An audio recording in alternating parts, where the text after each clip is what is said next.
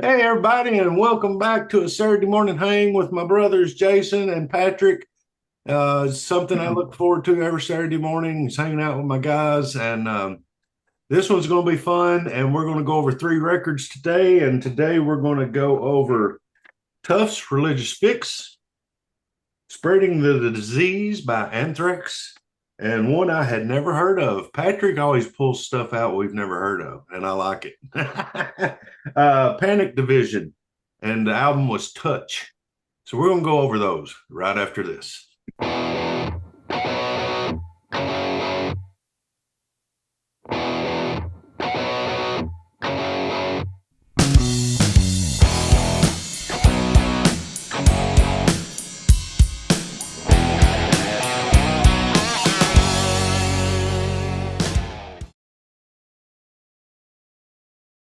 All right, guys. Well, if you guys had a good week, I know we sort of talked real, been a busy week.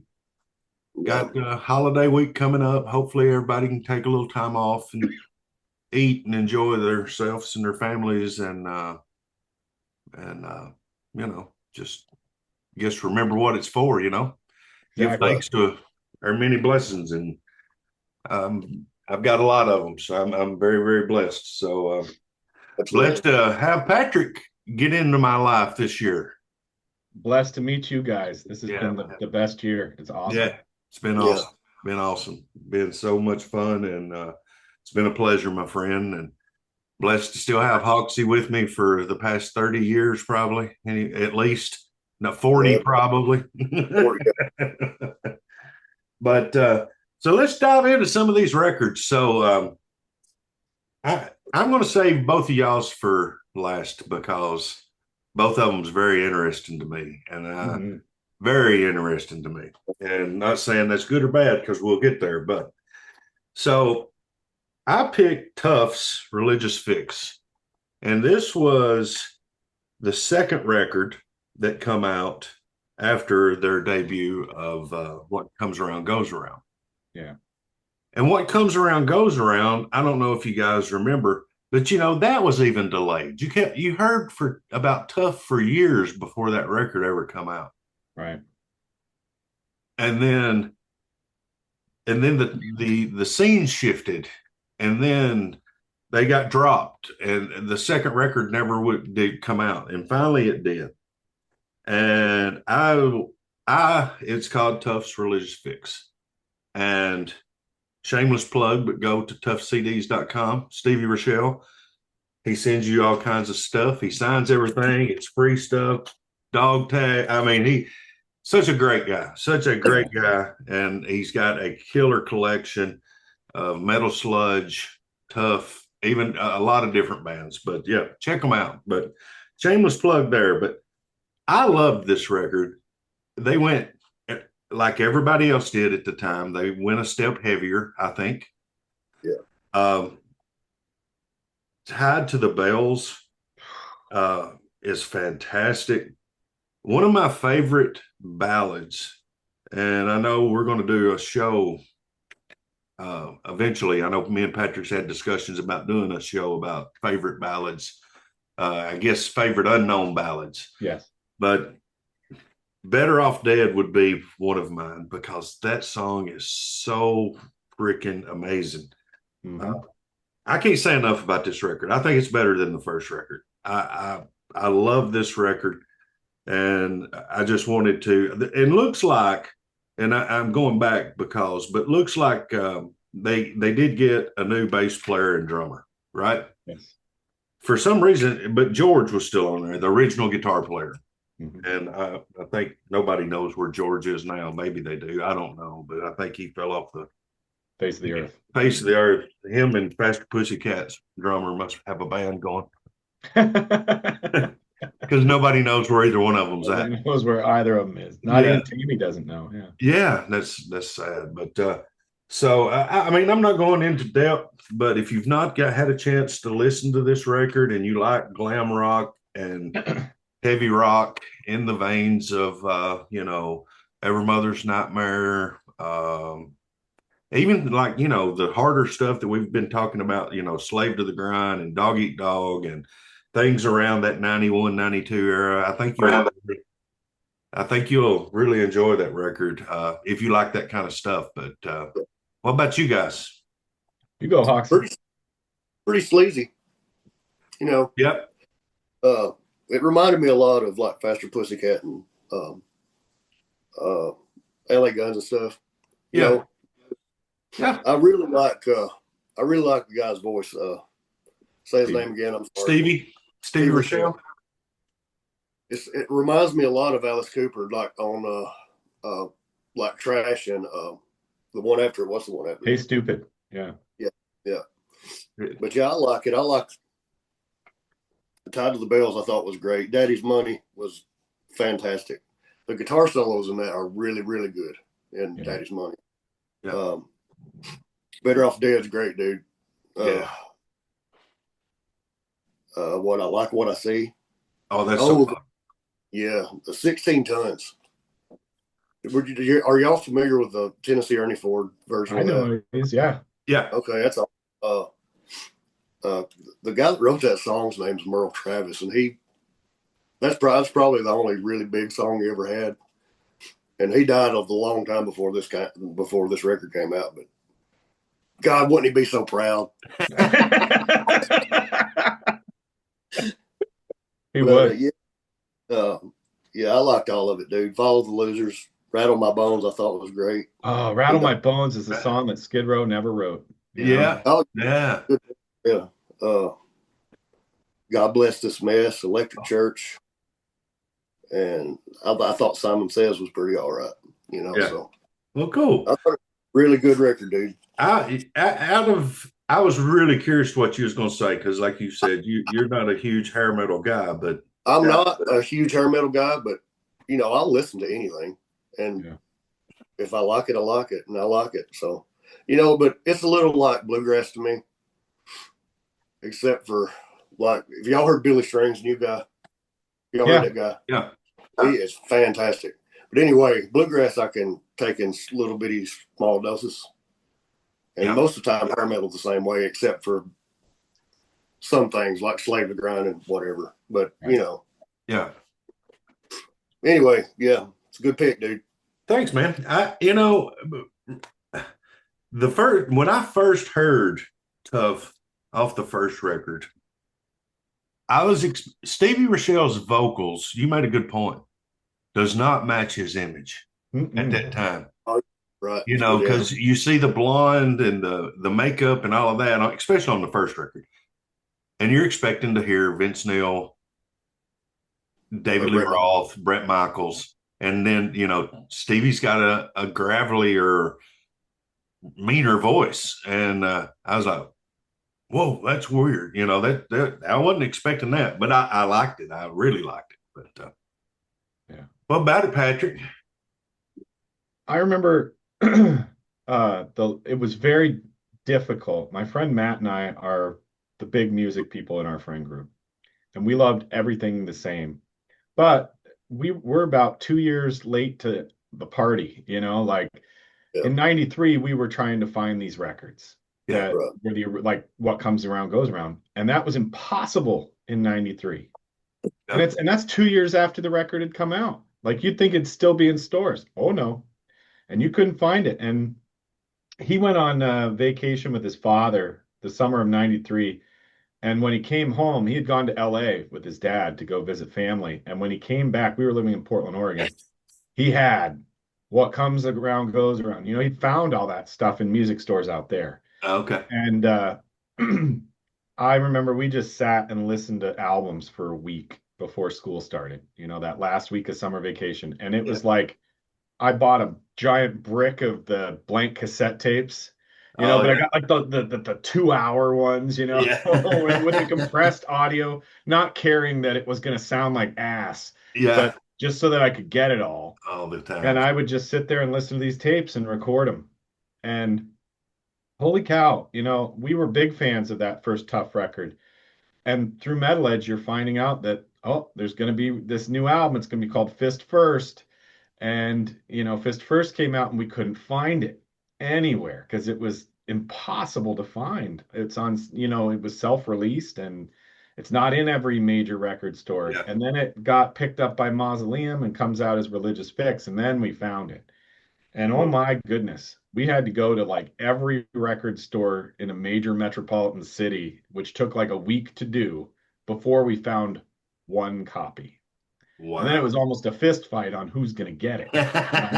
And he said, "Well, I have the car, so I'm getting it." And we said, Yeah, "Okay." yeah, But I remember listening to that in the car on the way back home and thinking, "Holy cow, they got heavy."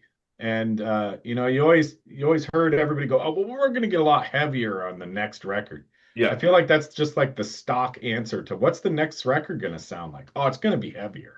yeah, And so they weren't lying. And I wasn't a huge fan of the record the first time I heard it, but boy, it grew on me and it grew real quick. It was like These Days from Bon Jovi. First time you listen to it, you're like, whoa. And yeah, then you start getting into it and hearing it and really understanding what they're doing. And yeah, maybe this was the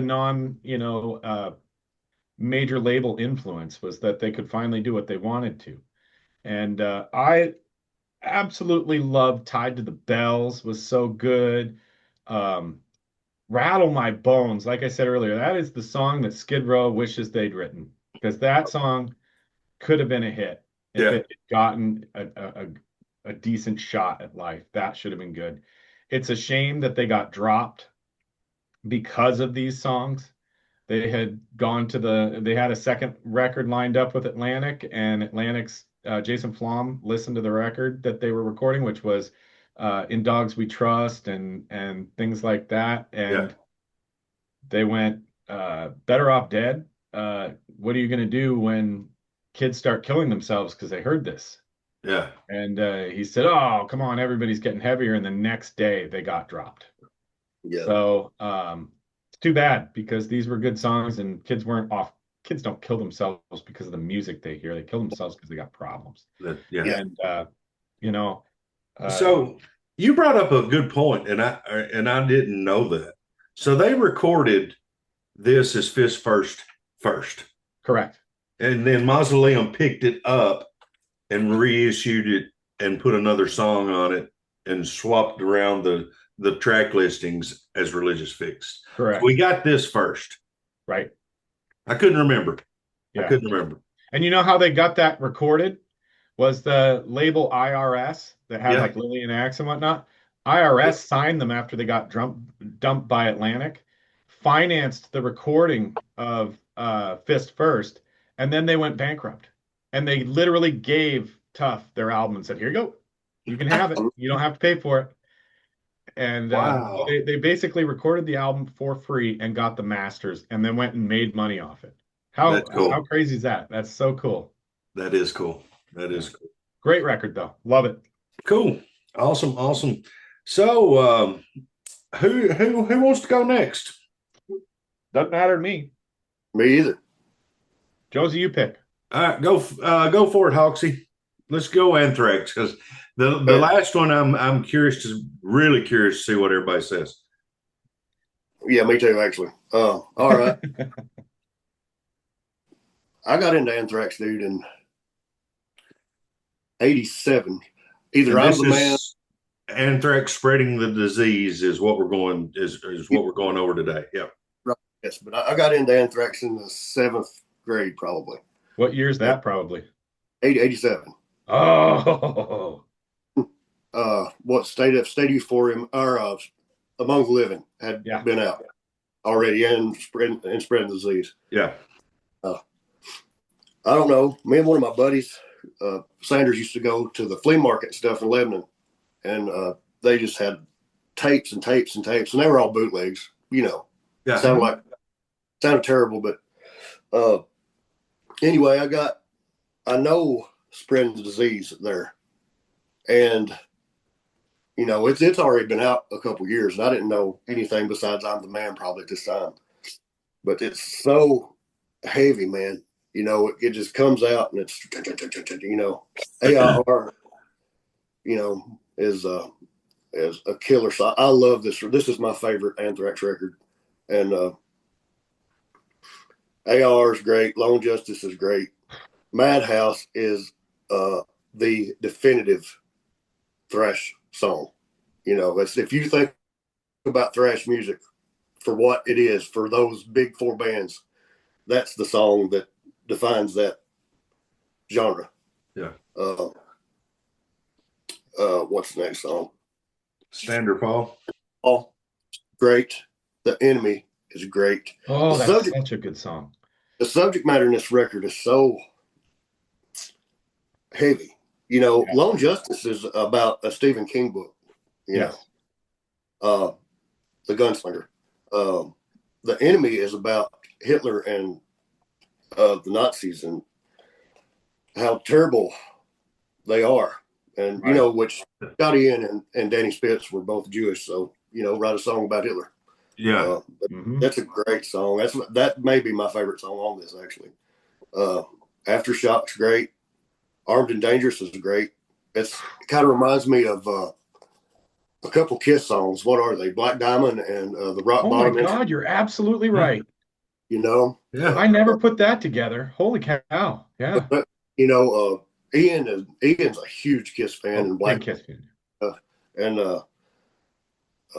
Medusa's great. That's so awesome too. And Gung Ho. I don't know, man. You still listen to it to this day?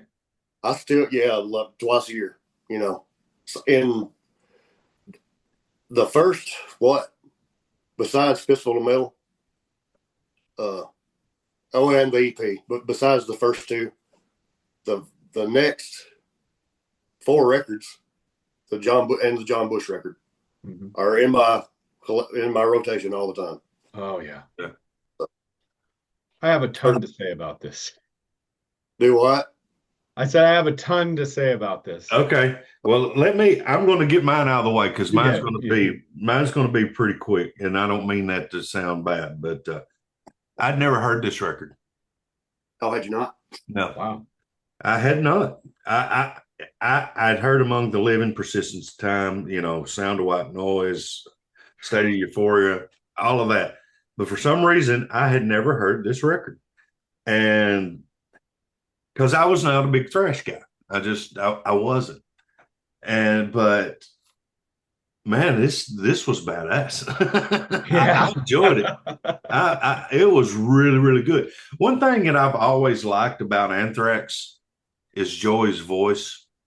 And the reason I like it is the reason that I didn't like thrash at the time.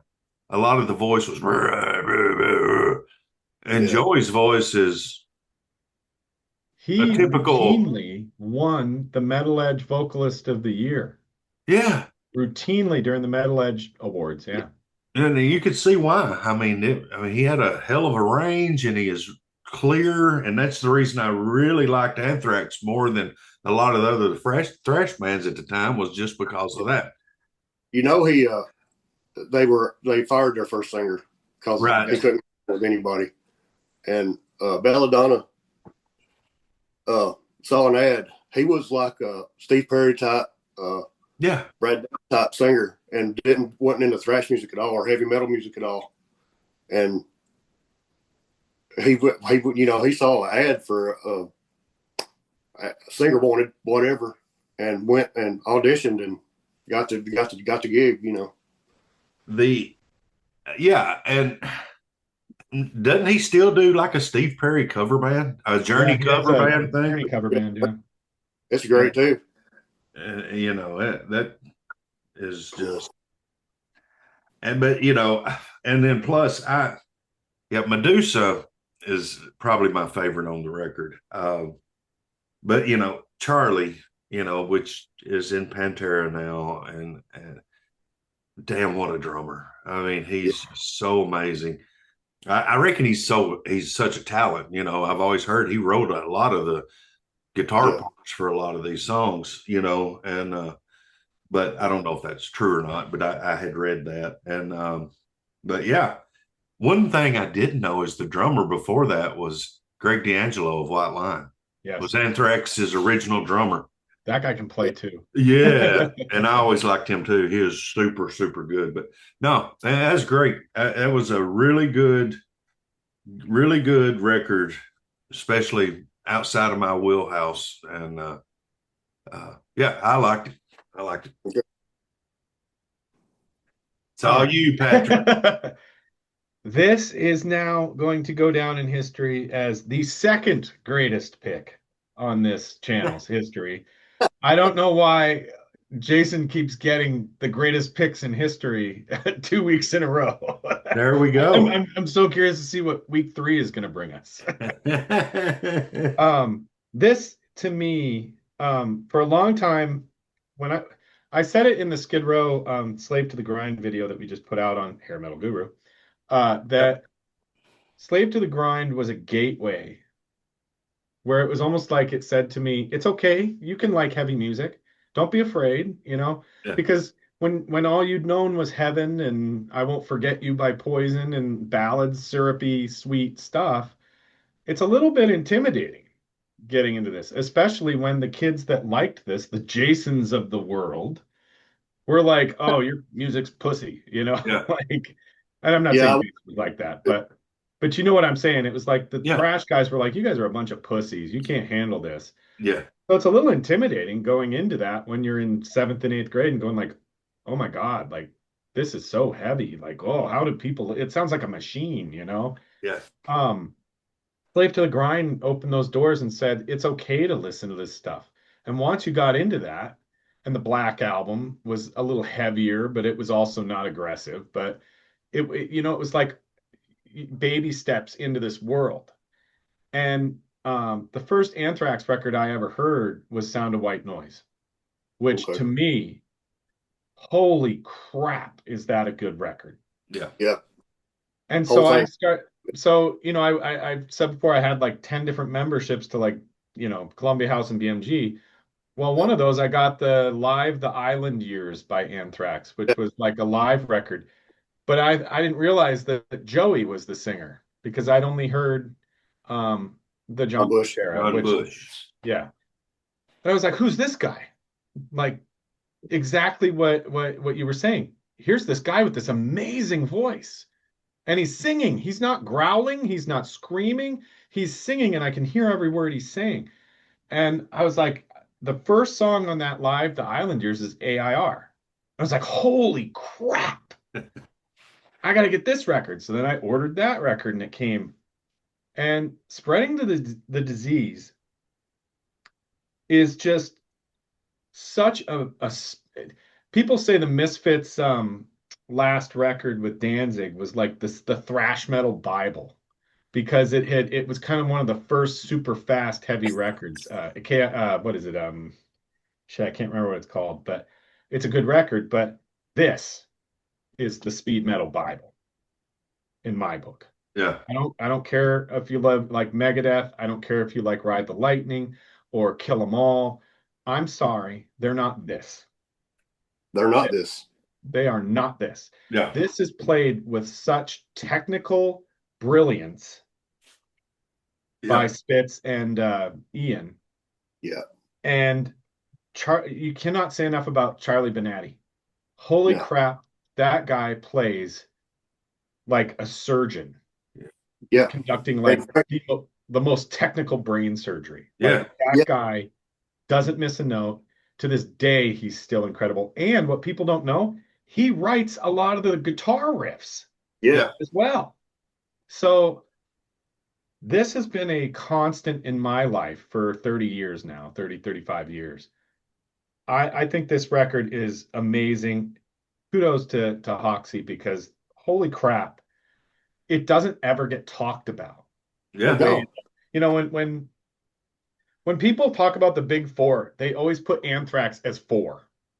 Yeah. Yeah. You're I'm right. sorry, to me, I mean, you can't question Metallica's popularity or Megadeth's popularity, but I like Slayer, but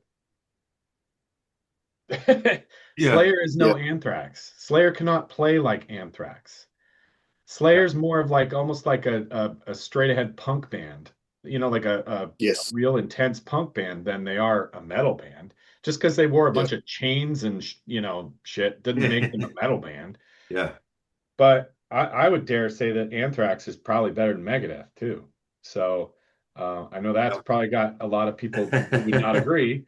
But I'll Hey, take Anthrax all day long because those dudes can actually play, and Mustaine can't hold a candle to Joey singing or Bush. Because yeah, I'll be honest, my favorite Anthrax record is Stomp 442. That is an Yeah, incredible record. yeah, I that love is. that record. That was, you want to talk about punk rock. It's not a punk rock album, but holy, how punk rock is it to come out with that record in 95? Yeah, yeah, Crazy good record. yeah, So awesome pick, yeah. Hawks. yeah. That's a clean number one 2 weeks in a row. I don't think people realize, and I'm guilty of it too, of just how technical those songs and things are. Like you said, the bass drums is going exactly in perfect rhythm with the guitars and all of the different, you're right. I mean, it's just so technical. And Charlie, I seen an interview with him not long ago on YouTube where he was talking about on the Pantera. His goal was I have to play it note for note, just as the original was, which I thought was fantastic. And he does. Yeah, I had a love and respect for Vinnie Paul. Yeah. Yeah. I mean, just amazing. Amazing. Yeah. Yeah. Yeah. Good pick, Hoxie. Good pick. Buddy, thanks. Well, Patrick's Patrick's throwing you for a loop. Patrick's curveball, Was knuckleball a group though. is Panic Division. I'd never heard of 2019. Panic Division. And So let me the tell you album's how I Touch. found him. Okay, Okay. let's do it. So about 2007, 2008, I have always been one of these people my whole life that wakes up at like 5 o'clock in the morning. And if I sleep in till 6, holy cow, I slept in, you Yeah. know? And um, I was married at the time, just bought a house, my first house that I'd ever owned. And I would go out to the living room and I'd sit there with the TV on and the headphones in, plugged into the laptop on YouTube, trying to find music. YouTube was the greatest music thing that ever came into my life because I could find and listen to everything I'd always wanted to listen to for free. Yeah. And as you listen to things, it always shows up in the sidebar. Oh, things of similar ilk. And I found this song called, uh, uh, or just these songs by this group called the Panic Division. Panic Division used to be a very alternative rock band circa 2006, 2007 on this label called the Militia Group, which was famous for having, kind of alternative rock bands on it. And their very first release was an album called Verses that was very of the time and very, not screamy, but it wasn't screamo music at all, but it had some keyboard in it and stuff. And I was like, well, this is pretty good, and I checked it out and I really liked it. And of course, they'd already put three other records out by the time I'm discovering them. So, of course, I'm listening to three records at the same time and really realizing that after the first record, they basically kicked everybody out and it just became the singer's solo project, this guy, Colton Holiday. And, I start Googling that same very day and finding out that, oh, he's got a new record coming out next week. And this is back in like '07, '08. And I have bought every album that he puts out. The problem is he puts records out at like once every 3 or 4 years. He doesn't tour. There's probably no demand. Yeah. Oh And yeah. every album has become less alternative rock and much more what this album is. And the two albums before this were incredible. Like just if you liked this, you will love those. Okay. And in 2019, he started putting these 10-second, 15-second clips online of like, I'm releasing this new album. It's going to be called Touch, blah, blah, blah, blah, blah. And I would listen to those 10-second clips over and over and over and over again because I just was so excited. This is the music that really, really gets me going. I love my thrash and I love my glam rock, but goddamn, there's so much feeling in these songs. Yeah. And I pre-ordered Touch, and the morning that it was released, I woke up I set my alarm for midnight because that was when the album would become available and I could get up and listen to it. And Wow. um, I remember, just being like, holy shit, I'm going to work today with absolutely no sleep because I am digesting this entire record. This record is probably their best record. It's anytime I get to talk about this record on Guru, I try and talk to it because you know what? If 5,000 people watch the video on Guru and one person buys it, then I'm happy because Oh yeah, somebody's going to tell somebody else about it, you know? Yeah. And, Yep. it actually came out #1 on iTunes Electronic when it came out, which was pretty cool. He's had his music from this record in the background of NFL games when they're going to commercial and stuff, and they're showing a replay on Monday Night Football. He had one in 2019 and 2020 where they did that, that's which awesome. was pretty cool. And for me, the album is fantastic. The song Graveyards is great. The song Touch is great. Mother Father is an incredible song. Wild Nights, Sugar High. Oh my God, the whole record. It's an actual record that if you really like it, you can listen to it straight through. No skips. It's so great. Yeah. Curious to see what you guys think. Go for it, Hawks. Joe, You all ain't right, dude. okay. I'll go. I don't care. All right. In 1984, maybe 3, 4, I started paying attention to music, and I thought maybe I didn't even think it, or maybe I didn't realize it at the time that music was going to be one of the biggest parts of my life for the rest of my life. You know, and of course at that time, you had Duran, and Madonna. Even first 2 or 3 records, there's still 6, 7, 8 songs that I still listen to from Madonna all the time. Wow. Yeah. This record is so much, takes me right back to 8 years old, 9 years old, and it just screams 1983, Yeah.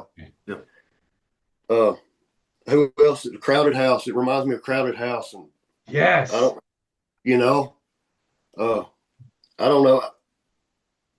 Rick Astley, even, Yeah. I mean, it's got some of that feel to it, but Got Rickrolled. Yeah. Yeah. man, I'll tell you this. I'll just go through the songs right quick. The first little instrumental thing is awesome. It just sets up everything just like it should be, and then everything else just falls into place. Graveyards is great. Touch is great. Wild Nights is great. Still in Motion, probably my favorite song on this. Or Mother Father even. Yeah. But yeah, I listened to this when I downloaded it after we got through last week and put it on. And I was like, man, this is all right. And then I was like, I'm gonna listen to it again. And it's all right and better, better every time. Yeah. So yeah, I love it all. There's another instrumental at the end, right? Yeah. Oceans. Out of My Head's great. Sundown's great. I think this is a fantastic record, dude. This is the same reason I got into Hinder. Yeah. Because it reminds me of 1989. Yep. Or Matchbox 20 even, because it reminds me of 1988. And then those are just element bands, that have elements of that stuff. But where this is almost an homage to, synth pop. Yeah. So it's a great record. I'm glad you like it. He did release right after this came out, about 2 years later. He remixed the record, and it's called Touch Remixed. That is, you like this? Holy cow! He takes it to the next level with the next. So if there's only 5 songs on or 6 songs on Touch Remixed, it is so worth checking out. All right. Cool. Well, when it first come on, I think this was something that I would have never, ever, ever listened to, ever. I was an 80s kid, and there's things of the 80s that take me back that I love, and there's things in the 80s that take me back that I absolutely do not like at all. And I guess I'm gonna get a little bit personal here. Yeah. Uh, when I was growing up, I was, and I'm going to do a show, so I'm not going to go through it big time, but I was in the clique. I was in the the popular clique in school, but I was still the fat kid, and I was the funny fat kid, I was that kid. So like in 85, and I'm in junior high or what we used to call middle school, Yep. fifth or sixth grade, and you'd have the little dances and all of that stuff. Well, I was the popular guy, but I was also the fat ass that was scared to go talk to some girl or something like that. You know what I mean? Nobody's going to, she won't dance with me or what. And it was all this kind of music. So it takes me there sometimes, and I don't like to go there. Yeah. But then again, it took me back to watching one of my favorite movies ever, which is St. Elmo's Fire. When that opened up and I heard that, I went there. I was like, oh man, that's so awesome. So this record has a yin and a yang for me. Of it does. It takes you right back to 1983, 84, 85 of the pop genre of, like you said, Rick, Duran. If you listen to this record and you see that it come out in 2019, you'd be like, are you serious? Mm-hmm. How does a band in 2019 put out something that is so 1985? Right. But dude, I enjoyed it. I really did. I liked it. It just stirred up some emotions in me that I don't like. Sure. I get that. And 100%. But yeah, and I was reading up on that Feathers. That was a song about one of his friends that passed away, and his nickname was Feathers, I think is what it was, or something. I done a little bit of, tried to do a little bit of homework and see what this was, and the Mother Father is so good, still in motion. And that video you sent me, that even puts it. Touch. I'm a visual guy, so I need to start doing that more often. Is start looking up for videos of some of these, where I just put it on and listen to it instead of. But I'm such a visual guy. I need to start watching more videos because I get more out of that. You sort of see the, artistic side of where it's going. But no, man, like I said, I would have never picked this. I would have never picked this up or listened to it in a million years. Yeah. And I've downloaded it. It's on my phone. And when it comes through, I might not search it out, but it'll come through and I won't skip it. I'm like, oh yeah, there's that. That's, but yeah, that's I like I have never in my life recommended that album to somebody, had them listen to it, and they didn't have the same reaction as you two. They're like, holy crap, that's great. And to me, that goes, why isn't something like this on the radio then? Because I have to think that record people, when they listen to it, go, wow, that's really poppy. I could hear any of these songs on the radio. Yeah. They're all, you pick any one off that album, and it could have been a hit on a radio station. Yeah. I don't understand why people don't give it a chance. Is it just because of the time? Because in 2019, I don't know. He was on the radio in 2008. Yeah. Panic Division had a couple of radio songs. So right. They're just a shell of what they were back then. I mean, they're not at all an alternative rock band now. Right. It's just classic electro pop, or I guess you just call it straight up pop. I mean, Hawks is right. You could hear this between Lucky Star by Madonna and Billy Idol, Moni Moni, Yeah. Yep. You're exactly right. Yeah. I mean, wow. That's I love it. Yeah. You guys are picking stuff that I've either never heard or have not listened to in years. And I like it. I like learning new stuff. Absolutely. Well, I'm glad you guys liked it. I did like. I'm still waiting to be Ryan somewhere. I'm still waiting for y'all I'm still waiting to play Ryan somewhere where y'all pick something. I'm like, this is absolute garbage. That's true. It's pretty hard to impress him. If it didn't come out in Yeah. 1984 or through 1991, it's hard to impress him. Yeah, yeah, yeah. All right. Oh, So how does he feel about Steel Panther? I think they're he can't take them seriously. I meant Ryan, but yeah, I Yeah. don't take him seriously at all. I don't take them But seriously, but man, I'd love to hear a serious song that they wrote. I would yeah, too. yeah.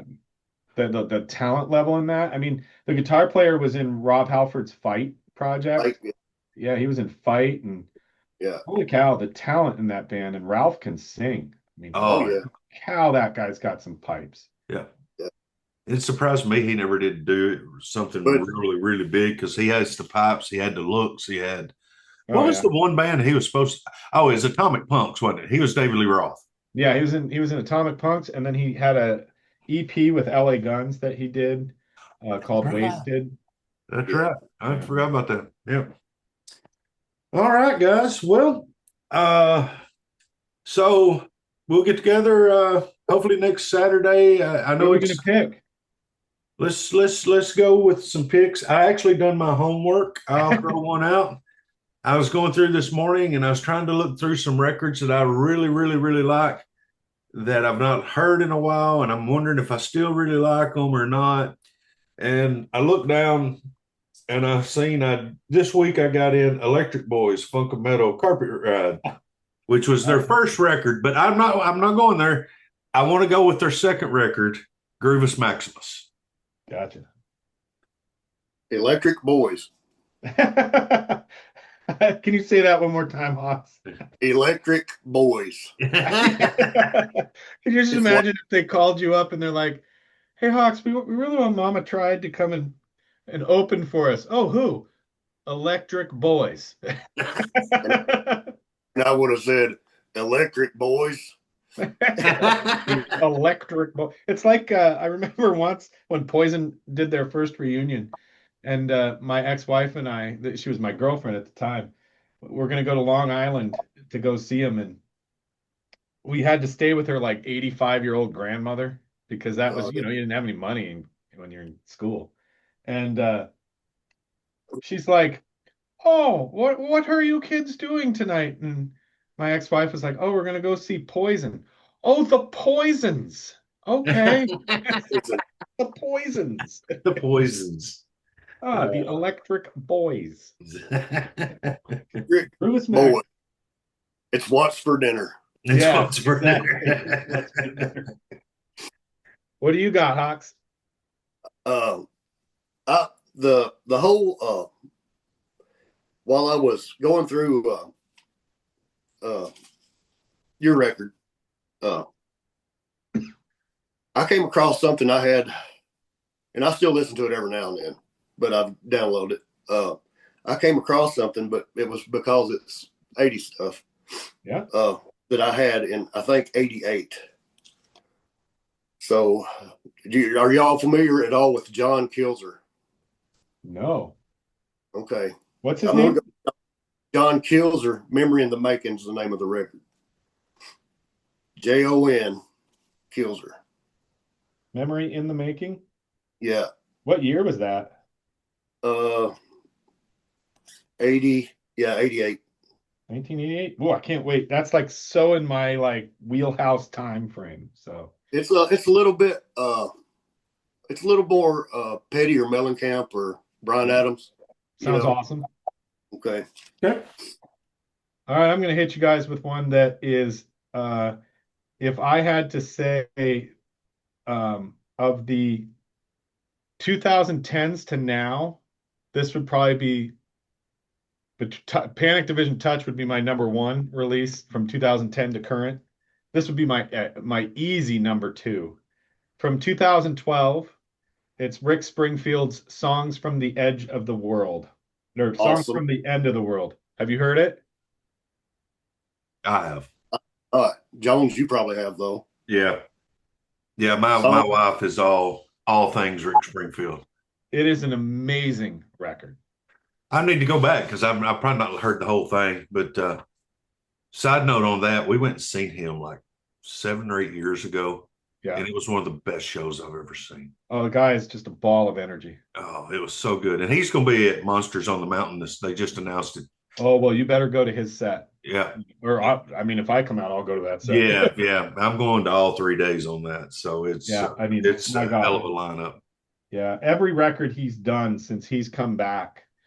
2004 Shock, Denial, Anger, Acceptance is awesome. Venus in Overdrive in 2008, and then Songs for the Edge of the World or End of the World in 2012 was great. And he did an all blues record in 2018 called The Snake King. That's really interesting. I actually, you know what I'm gonna do? I'm gonna throw you for a freaking loop. Okay. Scratch what I just said. 2016's Rick Springfield album Rocket Science. He went to Tennessee, to Nashville, immersed himself in the Nashville music scene, and recorded this record, Rocket Science. Okay. It is a very heavily Nashville influenced album, but my God, it's great. And it would normally not be my type of thing. I immersed myself in that record when it came out, and for a good year, I was just hooked. Yeah. Okay. Yeah, Okay. Rocket Science from 2016. That's my pick. Sweet. So we I got gotta find this John Kielzer guy. This sounds Kilzer. Is that right, Hoxie? Yeah, Kilzer. Hang on a second. I'll show you what it looks like. Yeah, spell it again. Kilzer. Jon. I've never heard of this guy. John. Okay, Kilzer. Memory. How did you find that? Well, I guess we'll find out next week. So Okay. Yeah. I'll save the story then. Kilzer, Memory in the Making, 88. Yeah. Got it. I'll check that out right now. All right, guys. So it's been a fantastic early Saturday morning hang as always. And I hope you guys, as the time we're recording this, is right before Thanksgiving. So I hope you guys have a fantastic Thanksgiving. And I'll see you guys next Saturday if all possible. I know it's holiday weekend, so I'll be here. okay. I will too. So Awesome. all right, guys. Don't be a dick to nobody, and love one another. We'll see you next time. All right. Have a great weekend, guys. You too. You too. Bye-bye.